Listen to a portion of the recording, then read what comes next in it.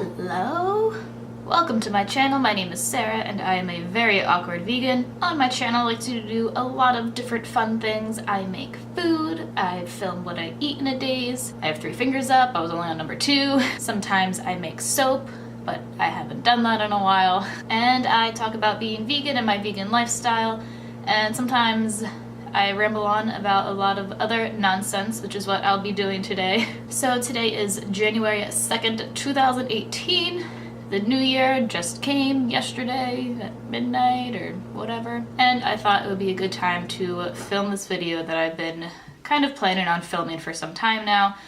I'm typically not one for resolutions and all that stuff, but I fully support anyone that is into that. And for those of you who are trying to make different changes in your life this year, I thought this video could be helpful to some of you. So today I wanted to discuss with you 5 healthy habits that I've adapted to improve my personal health. Those including emotional, mental, physical health, all those sorts of things. And I could almost promise you these 5 things are all ideas that you've heard before, whether it's from a friend, a family member, or one of the thousands of other YouTube videos that talk about stuff like this. But do you know how many times I watched videos from other YouTubers talking about what they do to improve their self-care and their self-love, and I didn't start acting on those things until this year basically. So any little extra reminder I feel can help, so hopefully this video will help you out in some sort of way. And yes, of course, some of these 5 ideas are pretty self-explanatory as well as pretty obvious, but sometimes it's a good idea to hear it coming from someone else rather than just thinking about doing something to yourself.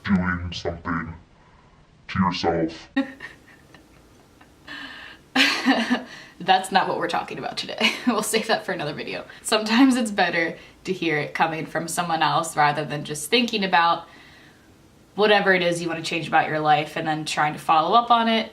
I don't know, sometimes it's easier to do when you hear it coming. I don't know, whatever. Before we start, a little backstory as to why I came to wanting to film this video and why I've adopted some of these habits. So 2017 had been a really interesting year for me. I feel like I did a lot of personal growth, but then I had a handful of moments where I reached extremely low points, like holes that I fell into during high school and early college that I didn't think I would fall into again. And the difference between the low points that I had this year compared to all, I don't want to call them depressions. I've never actually been diagnosed with depression or anxiety, and I don't take medications for any of these things.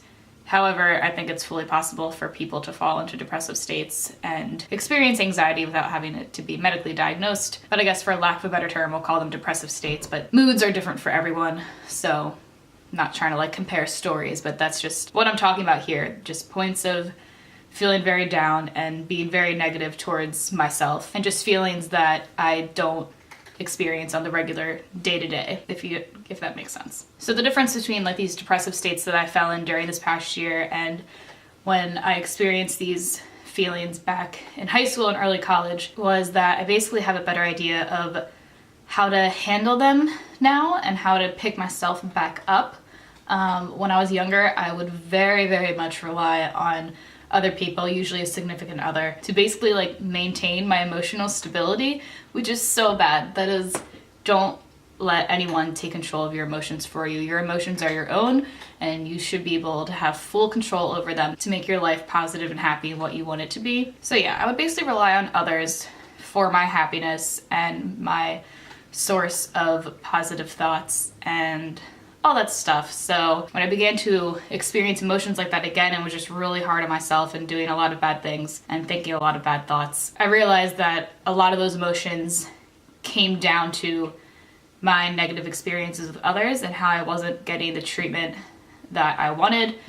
And I can go into this forever, but I'm basically just gonna stop it at that. I realized that if I want to feel good about myself and feel happy, only I can do that for me. Yes, you can benefit from others in terms of emotional stability, but it mostly needs to come from you and yourself and what you're doing to take care of yourself, emotionally and mentally and physically. So now that I've come to realize that, which I'm very thankful that I did, whenever I fall into a moment of depression or anxiety. More often than not, it's been anxiety recently. I remember these 5 things and how I can kind of build myself back up and get back to living my regular life. Okay, see, this is what happens when I sit down and just talk to the camera. Like, I don't plan things, like I don't make a script for myself. I want this to be as real and raw as possible. And then I talk for 13 minutes and 28 seconds and I think back to what I just talked about and I don't even remember because I was just rambling, so I hope that all made sense. But anyway, now here are my 5 habits for self-improvement, self-help. Here are my 5 healthy habits that I follow to improve my personal health. The first one is adopting a somewhat healthy diet. I'm not saying you need to go vegan for this to happen, but like, you should go vegan. But that could be anything from just cutting out a certain junk food that you're used to eating all the time, or cutting out soda, or whatever that is. I think it's important to incorporate mostly healthy food and healthy meals into your everyday life. And I say that for a lot of reasons. Obviously, if you're eating healthy foods, your nutrition will be improved and you're less at risk for illness and disease. But I think eating healthy also improves your mood and your motivation. Whenever I have big meals or I overeat or I eat a lot of processed junk that I shouldn't be eating all the time, the last thing I want to do is get up and be active or go out with friends or get work done or study,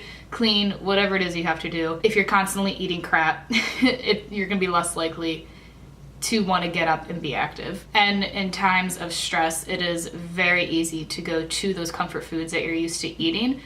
But I promise, if you force yourself to, instead of having a bag of chips or a candy bar, make yourself a smoothie, have a good salad, make a healthy sandwich. It may seem not as fulfilling at first, but if you get into the habit of doing it, you'll feel better throughout the day and want to get more done. All right, so building on that, number 2 is drink water. I know you hear that from everyone. You hear it from your doctor, your parents, the internet, whoever.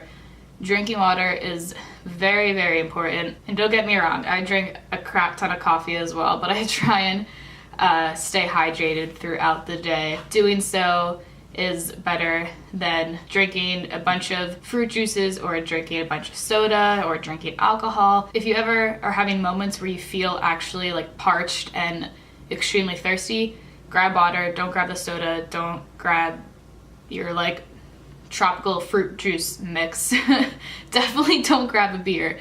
Grab water and drink as much as you can. If you are going to have other beverages of the sort, make that something you drink when you're allowing yourself to splurge a little bit. Basically, just drink a lot of water and only drink sugary or alcohol drinks every once in a while. Because one, if you're not feeling so good about yourself, drinking alcohol definitely will not help. You might think it's going to help for like one night or 2 nights or after, a couple of drinks, but in the end, it's like the worst thing you could do in that moment, both for your physical health and your nutrition and your emotional health.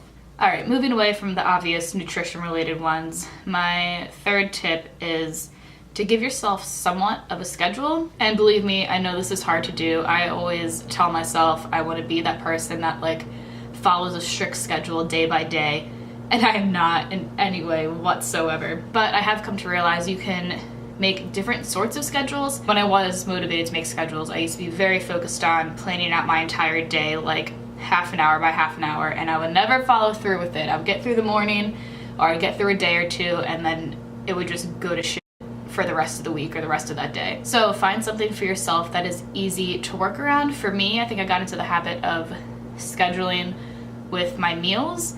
As a full-time student and working 2 part-time jobs, my schedule is always ridiculous. It's always crazy. I'm typically having meals at not the right time of day. So for instance, I'll have breakfast like in the morning, but then I may not have lunch until like 3 p.m. and I may not have dinner until 10 p.m.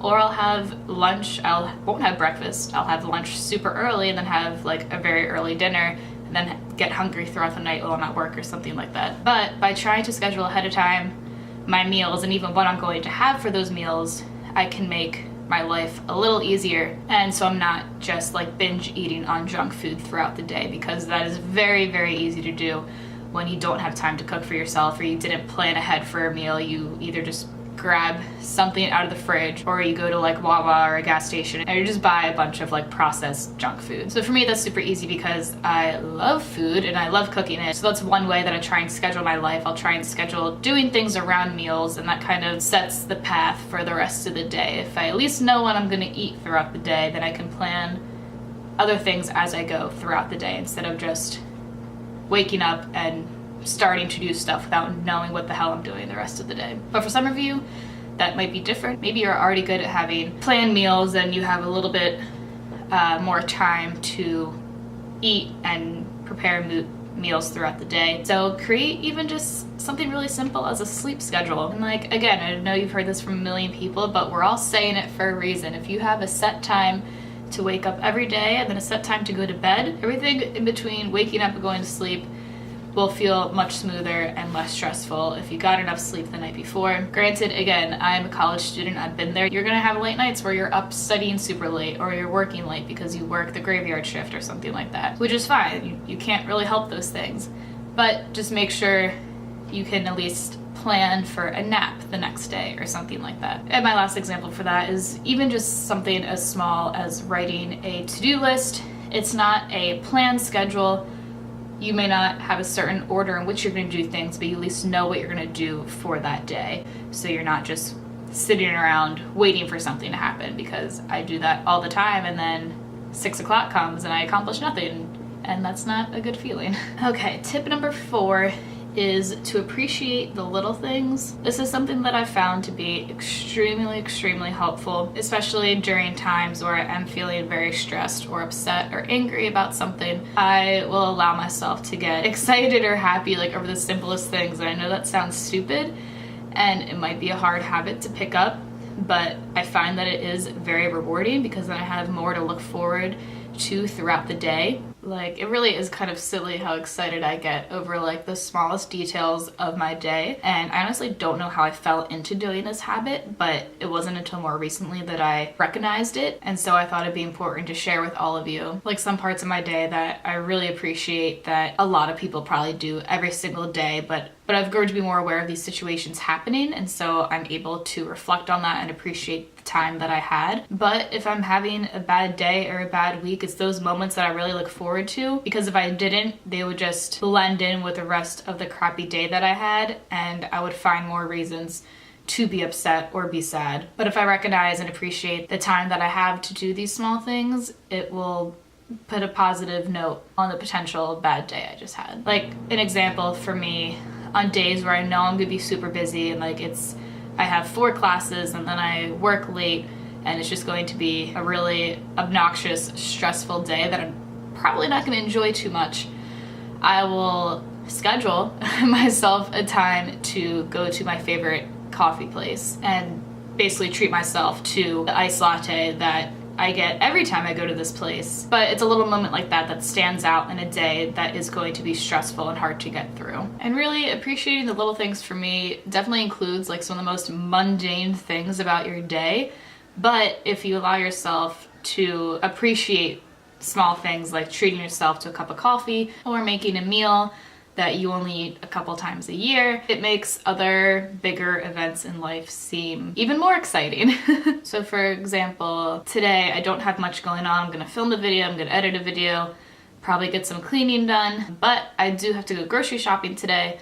And because I'm super weird, I really like grocery shopping, and or at least I've grown to really like it. So that is the part of the day that I look forward to the most. And even though it's like the simplest of things, doing that later is going to make me happy. So yeah, basically just take more time to think about even the smallest of activities that you're doing throughout the day and find a reason to really appreciate that you're able to do it, and try not to take advantage of like the smallest day-to-day occurrences, because when you think about it in the grand scheme of things, those little things probably do impact your day in a positive way as compared to other stressful life events that might be happening. And finally, tip number 5 is to take time for yourself as much as you can. And if you're an introvert like me who lives in an apartment by herself, that's probably easier said than done. I obviously have a lot of time to take for myself, but whether you're living with your parents or you're living with roommates, I think it's very important to have a little more me time in your day.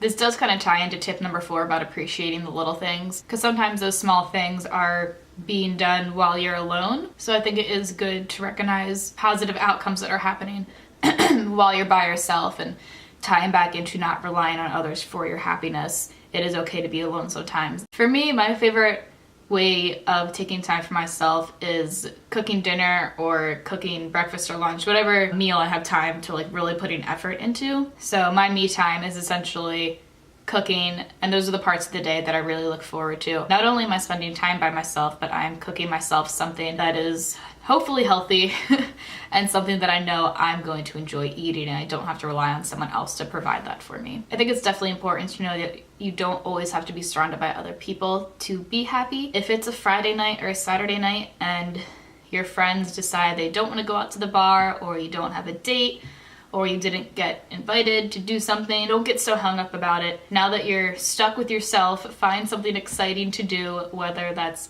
taking a bath or watching a movie on Netflix that you couldn't find anyone else to watch it with you, or still go out by yourself, sit at a bar, treat yourself to a dinner, get a drink with yourself. Little things like that really can have a positive impact on your personal health. Alright, well, I think I have rambled on for long enough, so if you made it this far, thank you so much for watching. I hope these 5 habits for personal health have affected you in some way. Hopefully some of you will pick up a few of them, if not all of them. Please let me know your thoughts in the comments.